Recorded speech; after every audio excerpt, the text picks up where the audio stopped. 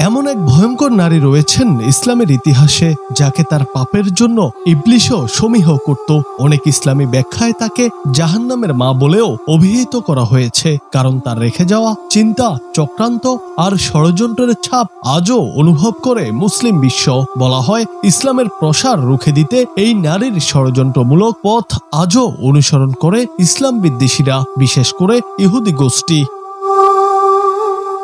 ইসলাম ধ্বংসের বহু পরিকল্পনার জন্ম হয় তার হাত ধরে, আর এসব পাপাচারের কারণে তিনি হয়ে ওঠেন ইতিহাসের সবচেয়ে নিন্দিত নারীর একজন।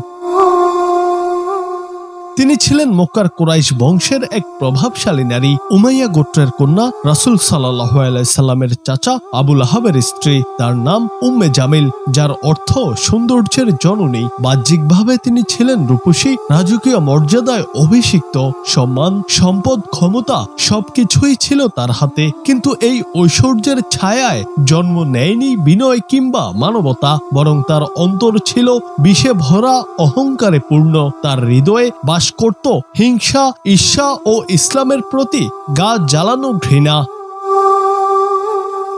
যখন প্রিয় নবী হযরত মুহাম্মদ সাল্লাল্লাহু আলাইহি সাল্লাম আল্লাহর পথের দাওয়াত দিতে শুরু করলেন, তখন মক্কার আকাশে ছড়িয়ে পড়ল সত্যের দীপ্তি। কিন্তু এই আলোই অস্থির করে তুলল অন্ধকারের মানুষদের। তাদের একজন আবু লাহাবের স্ত্রী উম্মে জামিল। তিনি ছিলেন সেই বিষাক্ত বাতাস যা ইসলামের যাত্রা পথে ঝড় তুলতে চেয়েছিল। উম্মে জামিল নিজে গুজব ছড়াতেন রাসূল সাল্লাল্লাহু আলাইহি সাল্লামের বিরুদ্ধে, এমনকি খাদিজা রাদিয়াল্লাহু এর মতো মহিয়সী নারীও বাদ যায়নি তার অপবাদ থেকে। তার শত্রুতা শুধু কথায় সীমাবদ্ধ ছিল না, কারি কারি অর্থ ব্যয় করতেন ইসলামের বিরুদ্ধে প্রচারণায়। সাহাবীদের ভয় ভীতি দেখাতেন, তাছাড়া অর্থের প্রলোভনও দেখাতেন তিনি।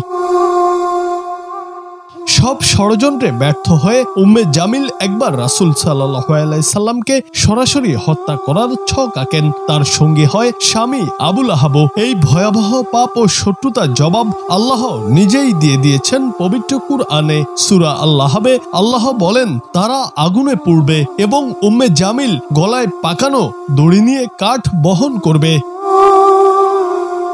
সূরা লাহাব কেবল একটি ঐতিহাসিক ঘটনার বর্ণনাই নয়, এই দুনিয়ার সব যুগের কাফেরদের জন্য একটি চিরন্তর সতর্কবার্তা। যারা আল্লাহর রাসূল সাল্লাল্লাহু আলাইহি সাল্লামের বিরুদ্ধে চরণ করবে, যারা ইসলামের ক্ষতি সাধনে সচেষ্ট হবে, তাদের জন্য আবু লাহাব ও তার স্ত্রীর পরিণামই এক জীবন্ত উদাহরণ। আবু লাহাব ও তার স্ত্রী যেমন রাসূল সাল্লাল্লাহু আলাইহি সাল্লামের দাওয়াতের বিরোধিতা করেছিল, তেমনই আজও যারা ডলার, পাউন্ড কিংবা টাকা ব্যয় করে ইসলামের অস্তিত্ব পৃথিবী থেকে মুছে ফেলতে চায়, তাদের জন্য এই সূরাটি এক ভয়ঙ্কর ভবিষ্যৎবাণী। তারা যতই ষড়যন্ত্র করুক, ইসলামের নাম কখনো মুছে যাবে না, বরং ইতিহাসের অন্ধকার পাতায় একদিন তাদের নাম নিশানাই বিলীন হয়ে যাবে।